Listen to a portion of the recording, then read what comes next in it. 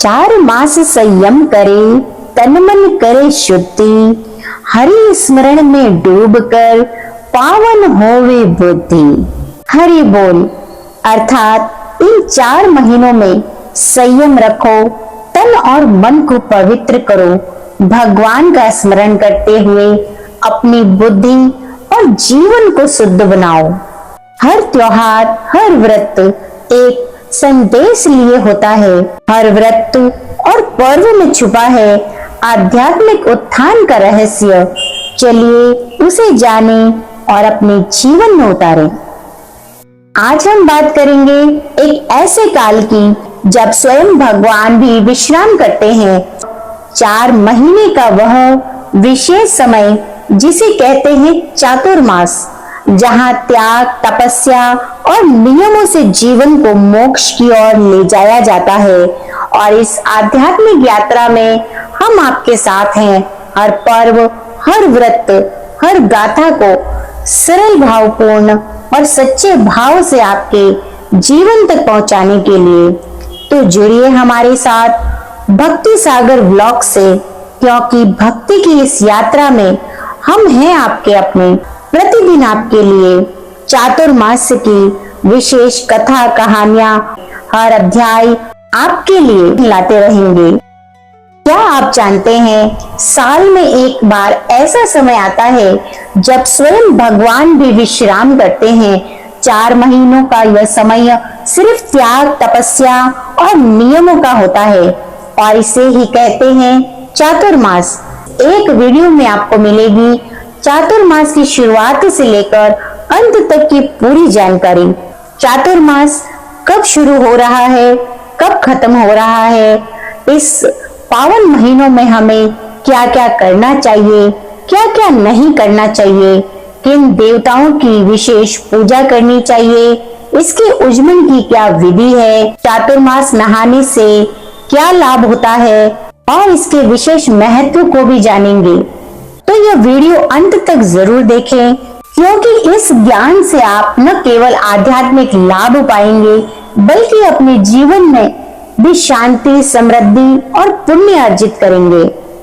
चातुर्मास संस्कृत के 2 शब्दों से बना है। चतुर यानी 4 और मास यानी महीने। ये 4 मास होते हैं, आषाढ़, श्रावण, भाद्रपद और आश्विन। चातुर्मास की शुरुआत होती है आषाढ़ शुक्ल पक्ष एकादशी से, जिसे कहते हैं देवशयनी एकादशी, और वहीं इसकी समाप्ति होती है कार्तिक शुक्ल एकादशी को, जिसे प्रबोधिनी या देवउठनी एकादशी कहा जाता है। 2025 में चातुर्मास शुरू होगा 6 जुलाई 2025 बुधवार से, और वहीं इसका समापन 2 नवंबर 2025 रविवार को होगा। इसी काल में भगवान विष्णु क्षीर सागर में योग निद्रा में चले जाते हैं। इसी कारण इन 4 महीनों में कुछ कार्य वर्जित होते हैं। चातुर्मास के वर्जित कार्यों में विवाह, मुंडन, गृह प्रवेश, नामकरण जैसे मांगलिक और शुभ कार्य वर्जित माने जाते हैं। इसीलिए इस दौरान कोई भी शुभ कार्य नहीं किया जाता। भूमि पूजन, गृह निर्माण शुरू करना, नए मकान, दुकान या निर्माण का शुभारंभ भी करना वर्जित होता है। इसीलिए ये कार्य भी इस मास में नहीं होते। इस काल में पेड़ लगाना या काटना अशुभ माना गया है। धार्मिक मान्यताओं के अनुसार पेड़ काटना पाप के भागी होने के बराबर माना गया है। आयुर्वेद के अनुसार शरीर में प्रतिरोधक क्षमता कम होती है, इसीलिए ऑपरेशन, टेटू, कान छेदन आदि से बचा जाता है। प्याज, लहसुन, मांस, मदिरा का सेवन करने से भी बचना चाहिए। ये चीजें इसीलिए निषिद्ध मानी जाती है क्योंकि तामसिक भोजन करने से शरीर में क्रोध बढ़ता है और सात्विक आहार अपनाना चाहिए। इसीलिए तामसिक चीजें निषिद्ध होती है, ताकि हम मन और वाणी से शांत रहकर चातुर्मास के नियमों का पालन कर पाएं। नकारात्मक वाणी और विवाद, इन सब चीजों से भी बचना चाहिए। इस दौरान मन, वाणी और कर्म से संयम रखने का विशेष महत्व है, इसीलिए किसी से भी झगड़ा या पर निंदा से बचे। चातुर्मास का उद्देश्य इंद्रियों पर नियंत्रण और आत्मशुद्धि और धर्म का पालन करना है। मुख्य नियमों जो इस दौरान अपनाए जाते हैं, उनमें सबसे पहले आता है नियमित पूजा, व्रत और कथा का श्रवण, उपवास रखना, नियमित तौर पे पूजा करना और कथा का श्रवण करना चाहिए। चातुर्मास के महात्म्य का श्रवण करें, कथा का श्रवण करें, श्रीमद् भागवत, रामायण, गीता का पाठ करें। और इसीलिए हम चातुर्मास में विशेष आप लोगों के लिए चातुर्मास के प्रतिदिन अध्यायों का महात्म्य कथा कहानी के साथ आपके लिए लाने वाले हैं। तो अभी तक अगर आपने हमारे चैनल को सब्सक्राइब नहीं किया है तो चैनल को सब्सक्राइब करके बेल आइकन के बटन को जरूर दबा लें, ताकि आप उन अध्यायों और कथा कहानियों का लाभ उठा सकें। इसी के साथ जप, ध्यान और संयम, ब्रह्मचर्य का पालन, भूमि शयन, ये भी इन चातुर्मास में किए जाने वाले कार्य हैं, जिनसे प्रतिदिन हम भगवान के मंत्रोच्चारण करें, माला जपें, ध्यान करें और ब्रह्मचर्य का पालन करें। साथ ही जमीन पर सोना, अधिक बोलने से बचें, इससे हमारी शारीरिक ऊर्जा बढ़ती है और उसी से हम उपवास और नियम आराम से कर पाते हैं। उपवास या एक समय भोजन की व्यवस्था आप कर सकते हैं। हरि स्मरण, जप, सत्संग में जाना इत्यादि कार्य इन महीनों में किए जाते हैं। इसी के साथ दान, पुण्य और सेवा का कार्य इन महीनों में किया जाता है। ऐसा माना जाता है कि इन चातुर्मास में किए गए दान, पुण्य और सेवा कार्य 100,000 गौओं के फल के दान के बराबर माने गए हैं। साथ ही व्यक्ति इस लोक में सुख को भोग कर अंत में वैकुंठ लोक और विष्णु लोक को जाते हैं। जो साधक इस अवधि में सच्चे नियमों के साथ रहते हैं, उन्हें 1000 गुना पुण्य की प्राप्ति होती है। इन 4 महीनों में विशेष रूप से पूजा करनी चाहिए भगवान विष्णु, शिव, दुर्गा, तुलसी की। और साथ ही हर महीने का एक अपना ही महत्व होता है, क्योंकि जब श्री हरि विश्राम करने के लिए चातुर्मास में आषाढ़ महीने में योग निद्रा में चले जाते हैं, तब हम आषाढ़ मास में श्री हरि विष्णु की संयम पूजा करते हैं और सृष्टि के संचालन का कार्यभार संभालने के लिए आते हैं श्रावण मास में भगवान शिव। तब हम शिव की रुद्राभिषेक और जला अर्पण से पूजा करते हैं। और इसी प्रकार श्रावण मास के बाद में आता है भाद्रपद, और भाद्रपद में हम गणपति उत्सव मनाते हुए गणपति जी का विसर्जन, लक्ष्मी पूजन करते हैं। साथ ही हर्षोल्लास के साथ मनाते हुए आता है आश्विन मास। आश्विन मास में हम पूर्वजों का आशीर्वाद पाने के लिए श्राद्ध और तर्पण करते हैं। उसी के बाद माता दुर्गा का आशीर्वाद यानी कि नवरात्रि मनाते हैं। देवी की उपासना और रामायण का पाठ भी आश्विन मास में किया जाता है। उसी के साथ कार्तिक के अंदर हम तुलसी को जल चढ़ाकर पूरे महीने तुलसी माता और श्री हरि विष्णु का आशीर्वाद प्राप्त करते हुए तुलसी विवाह को संपन्न करते हैं, दीप दान करते हैं और माता लक्ष्मी का भी आशीर्वाद प्राप्त करते हैं। उसी के साथ कार्तिक मास के समापन पर देव उठनी एकादशी को फिर से श्री हरि विष्णु को जगाने और सृष्टि के संचालन का कार्यभार संभालने के लिए उनके स्वागत की तैयारी करते हैं। तो इस प्रकार व्यतीत होता है चातुर्मास, और हर महीने की पूजा आपको शारीरिक, मानसिक और आध्यात्मिक उन्नति देती है।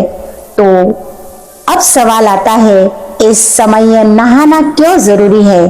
चातुर्मास नहाने से शरीर की ऊर्जा शुद्ध होती है। वातावरण में इस समय रोग अधिक होते हैं, क्योंकि इस समय वर्षा के कारण वातावरण के अंदर बहुत से सूक्ष्म कीटाणु जन्म लेते हैं और उसी से शरीर की जो है रोग प्रतिरोधक क्षमता कम हो जाती है। इसीलिए शुद्धता जरूरी है। प्रातः स्नान के बाद मंत्र जाप, तुलसी पर जल चढ़ाना, केले की पूजा करना, दीपदान और श्री हरि विष्णु की पूजा करते हुए हमें शिव मंदिर में जाकर शिव परिवार की पूजा करते हुए शिवलिंग पर जो है प्रतिदिन जल अवश्य चढ़ाना चाहिए। पूजा करना अत्यधिक पुण्यकारी माना जाता है। इसके बगैर चातुर्मास का लाभ अधूरा है। उज्जवल विधि के अंदर चातुर्मास के अंत में व्रत और नियमों का विधिवत समापन करते हुए ये किया जाता है। प्रबोधिनी एकादशी को विशेष पूजा, हवन और ब्राह्मण भोजन कराने के साथ साथ हम ब्राह्मणों को जोड़े से भोजन कराते हैं और उसी के साथ उन्हें गृहस्थी की सभी सामग्रियों को दान में देते हैं। इस दान के अंदर विशेष तुलसी जी का चिन्ह अवश्य देना चाहिए। आप एक तुलसी का पौधा भी ब्राह्मणों को अर्पित कर सकते हैं। उसके साथ गौ दान करने का भी विशेष महत्व है। यदि आप गाय दान ना कर पाए तो गाय के चिन्हित चांदी का एक छोटा सा गाय बछड़े का स्वरूप आप ब्राह्मणों को दान में दें। उसी के साथ ब्राह्मणों को गृहस्थी की सारी चीजों के साथ साथ छतरी, चप्पल, छाता और एक घड़ा अवश्य दान में देना चाहिए। इसके बगैर भी चातुर्मास के उज्जवल की विधि अधूरी मानी जाती है। शयन सामग्री के साथ साथ पूरी गृहस्थी की एक एक चीज हमें ब्राह्मणों को सजोड़ा भोजन कराकर दान में देकर इस प्रकार नियमों के साथ इसका समापन किया जाता है। 4 महीने की यह साधना जीवन को बदल सकती है। यह सिर्फ धार्मिक रस्म नहीं बल्कि एक जीवन शुद्धि अभियान है। मन की शांति के लिए, स्वास्थ्य में सुधार, क्रोध, लोभ और मोह पर नियंत्रण के लिए, धन संपत्ति और सुख में वृद्धि के लिए, माता लक्ष्मी के आशीर्वाद के लिए, ईश्वर की विशेष कृपा पाने, पूर्वजों का आशीर्वाद लेने और अंत में मोक्ष की ओर एक कदम। यह समय है भीतर झांकने का, शुद्ध होने का और भगवान से जुड़ने का। अगर आप भी चातुर्मास के 4 महीने अपने जीवन को दिशा देने में लगाते हैं तो आप पाएंगे आध्यात्मिक ऊर्जा, संतुलन और अद्भुत शांति, साथ ही चमत्कार भी। न नयन में लोभ रहे, न मन में विकार, हरि नाम का ध्यान कर दे जीवन सार। इसी के साथ यदि आपको ये वीडियो अच्छा लगा हो, आपके दिल को छुआ हो तो एक लाइक जरूर दें और इस वीडियो को अपने मित्र और परिवार वालों के साथ जरूर साझा करें, क्योंकि आपके द्वारा यदि किसी ने चातुर्मास प्रारंभ किया तो उसका फल आपको भी मिलेगा। इसीलिए शेयर करना ना भूले, चैनल को सब्सक्राइब करके बेल आइकन का बटन जरूर दबाएं। इस आध्यात्मिक यात्रा में हम आपके साथ हैं। अगले व्रत, पर्व और कथा की जानकारी सबसे पहले आपको मिले। कमेंट करें, मैं चातुर्मास का पालन करूंगा या करूंगी और इस शुभ युग का आरंभ करें। 4 महीने अगर नियम से जिए तो पूरे जीवन का कल्याण सुनिश्चित है। कमेंट में ओम नमो भगवते वासुदेवाय जरूर लिखें ताकि आपका चातुर्मास मंगलमय हो। जय श्री हरि, हर हर गंगे। राधे राधे भक्तों।